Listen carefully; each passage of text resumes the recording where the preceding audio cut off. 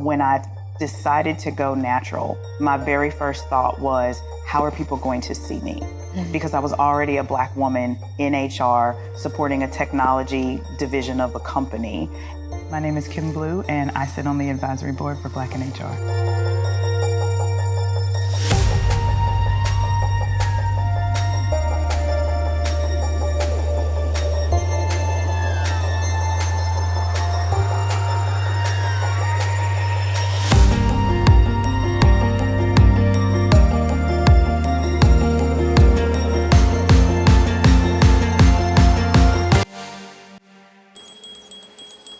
Hi, Kim. I am so excited to have this conversation with you today.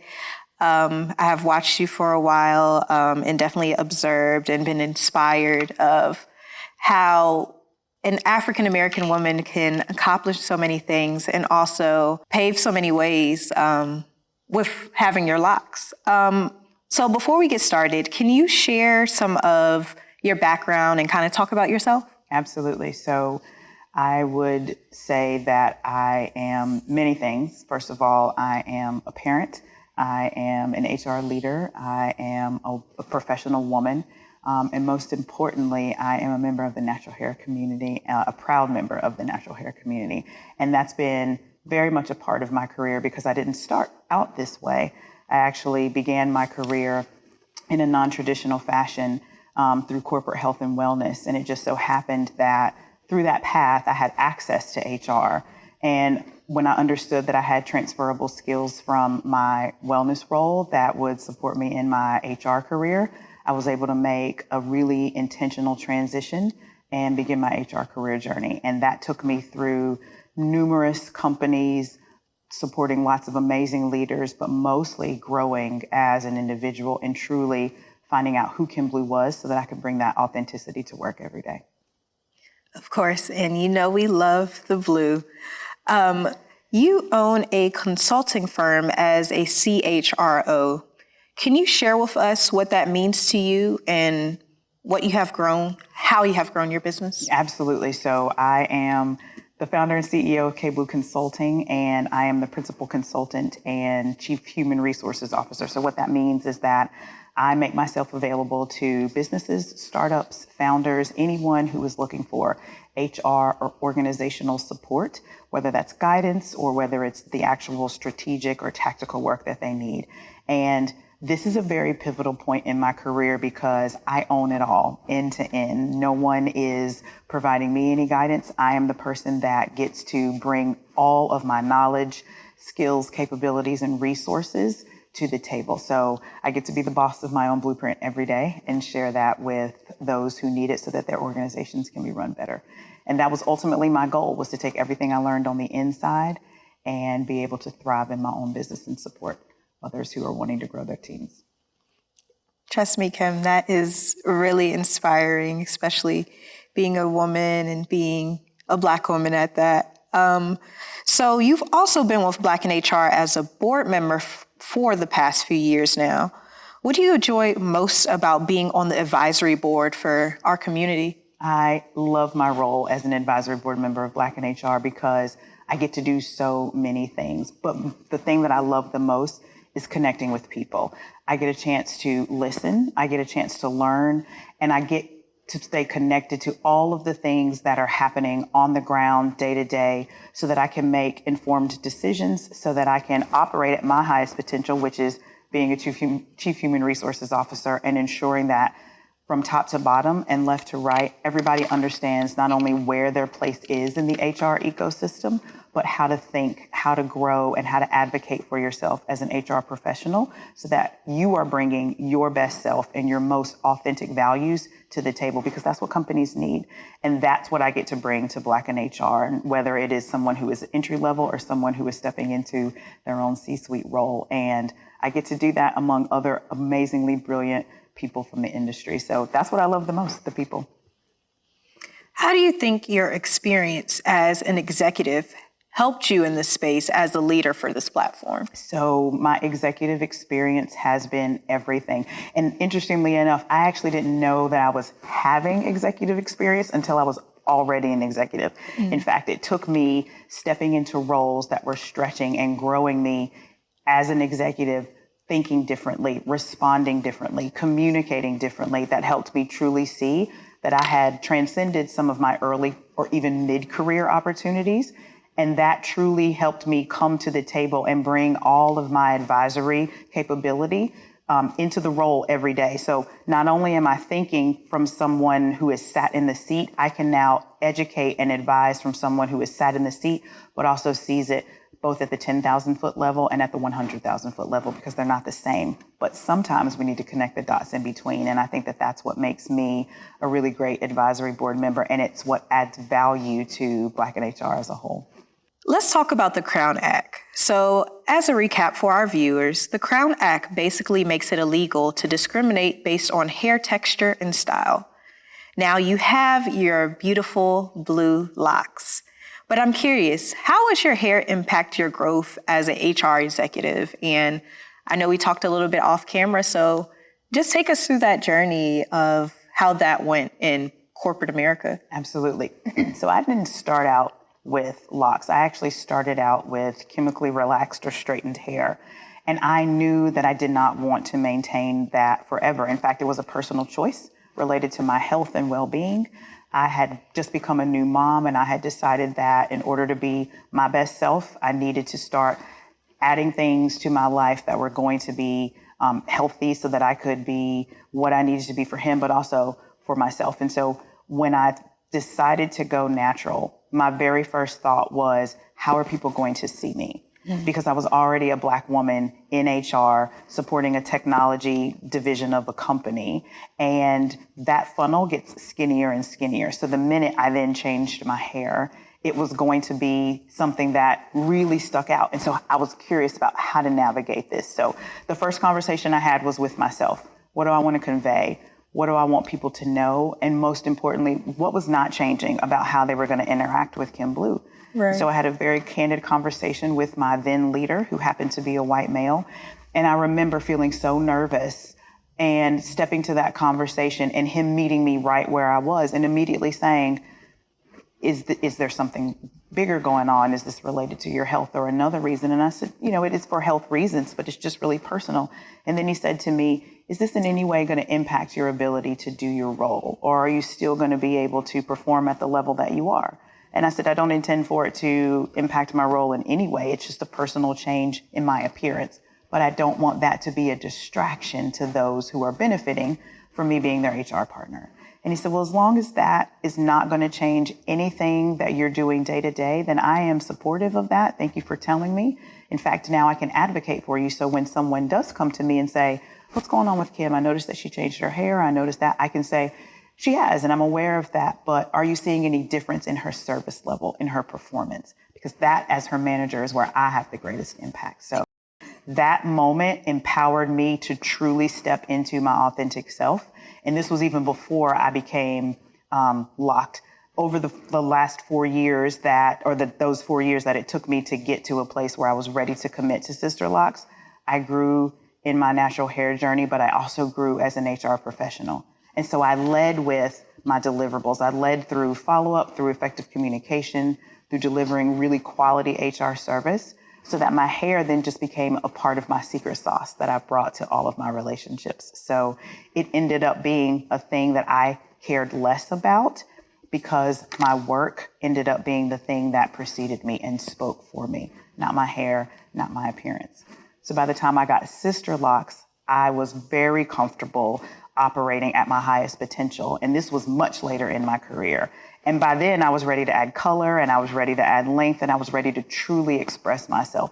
All things that I couldn't do early in my career because I believed that it was going to be the thing that defined me instead of my work, instead of my commitment to the industry, instead of my expertise and capabilities. And what I've learned is that I define all of that. My hair is just the thing that makes Kim Blue, Kim Blue. How have you been able to influence your organizations to be more inclusive for traditional Black hairstyles? I can definitely relate to that. Wanting to straighten my hair before I go to an interview, or wanting to make sure I wear it up in a bun, or, oh, is my hair too thick? Like, are they going to be offended by my hair? So I would love to get your opinion on that. Yes. What I think it comes down to most is comfort and trust. Do they trust who I am and my ability to deliver on what I say I'm going to deliver, whether it is a follow-up email or whether it's developing an entire strategy or framework? Once I am able to do that, then I can create the comfort that they need to have whatever conversation they want about hair or about policy or about inclusion. Because what I find is most often the case, people have not been exposed to these things. And what we know about the human condition is that we are afraid, or we tend to draw back from that which we don't know. So if you've never seen a person with blue sister locks that are long and very present, or a person with blue hair in general, you might come to the table with bias. And what we know about bias is that is the thing that hinders a lot of organizations. So if I can redirect people by start with getting to know a person, start with understanding what their capabilities are and what their skill sets are, and then be aware and mindful of how that's positively impacting the business, then you can talk to them about their hair and say, tell me why you did that. Is this an extension of your creative expression? Or what are the reasons that you are choosing to, present yourself this way? And it's not offensive, but it is you building relationship. And oftentimes that relationship is what helps people feel comfortable. If they've never done it before, if they've never seen it, then they can only make judgment about it. And that then immediately puts a label on someone who doesn't deserve that. So I think showing up in my work, showing up as a professional gives me the opportunity to then openly share about my hair and create comfort for someone else.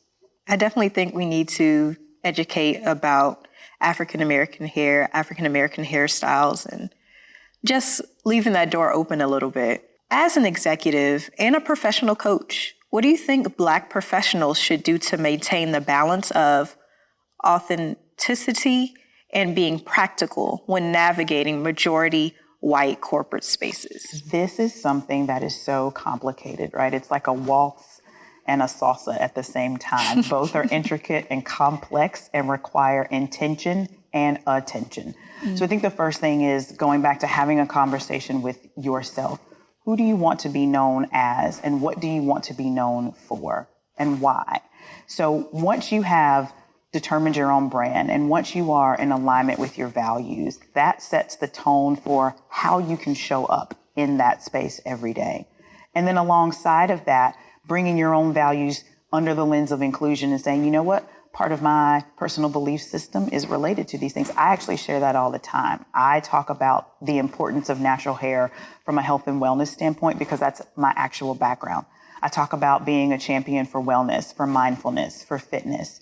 And for me, saying things like I was a busy mom, I had a small child, I traveled a lot, I had a career that was very demanding, and I wanted my hair to be the thing that did not hinder me from being present. And so I chose to stop adding things to my body and to my hair that were not thriving.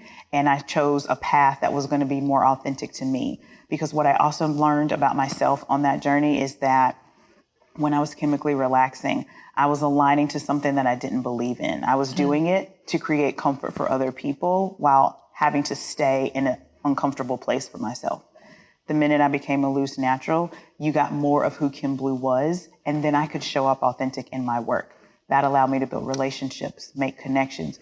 It also gave people permission to be themselves, because what I also know is that how I interact with people, how I show up, blue hair, sister locks and all, may be the reason that someone who does not look like me gives someone who does look like me another opportunity. And I take that extremely seriously. I hold that in high regard. And I know that if I can create that safety, they may say yes to the next person. And that yes may be the opportunity that they need to thrive. And at the end of the day, if I've created that safe space for them and that opportunity for someone else, then I have more than done my job on this earth, and as a professional and as an executive HR leader. And I try to coach that. I share it in my personal philosophy unapologetically, and I never back down from that. Wow, Kim, that was a lot just now. Very inspirational. I can definitely resonate with this a lot. But for our audience also, I guess what type of advice would you give Black professionals to be their authentic self for a company that might not have those safe spaces? Get comfortable with your truth, whatever that truth is for you, and be okay sharing your why. Oftentimes, we hold those things back for fear of judgment or ridicule or of being misunderstood, when in fact, if we operate in that truth and we're comfortable sharing our story and our why, it actually can connect us. At the end of the day, we are all more alike than we are different. And it is the work of finding those commonalities or similarities that then help. So really get comfortable in that. The other thing is be okay sharing what it is that is important to you as it relates to natural hair, as it relates to whatever it is, however you want to show up. Sometimes we will accept the narratives that are created for us instead of creating our own narratives or telling our own truth. And I'm here to tell you that you don't have to settle for somebody else's narrative. In fact, you don't have to settle for anything other than your truth, the respect that is owed to you, especially if you are delivering against the work that is in front of you. And more importantly, being able to calmly call people in instead of calling them out and saying, let me explain to you why I am doing this or why this choice is, so that you can go into future conversations, giving other people grace in the absence of information. And I think as long as you're okay doing that, you're not going to have any challenges. As a Black woman executive, you seem to have it all balanced out. How do you balance keeping it real while also keeping it corporate at the same time? I love this question. I love the notion of balance, because people see me and they say, oh my gosh, Kim, you have everything together. There are plenty of days and plenty of moments that I don't. But you know what I constantly do is I check in with myself. Where am I on this? How do I feel about it? Am I in alignment with my values, or am I in opposition of them? The moment I find that I am in opposition of my values, I have to take a pause. And then I have to reconnect with, what is it that I want to get out of this? Why is it important? But most importantly, what do I want to share with someone else? What I find is that people don't know what they don't know. And the way that you inform them helps people trust you. So oftentimes I might find a way after a conversation or ahead of a conversation to say, before we step into this meeting, or, coming out of this meeting, I want to share something with you, or, can I ask you a question because you made a comment in this conversation and perhaps you may not have known how that came across. And so I want to get a little context for you there, or offer some context for you.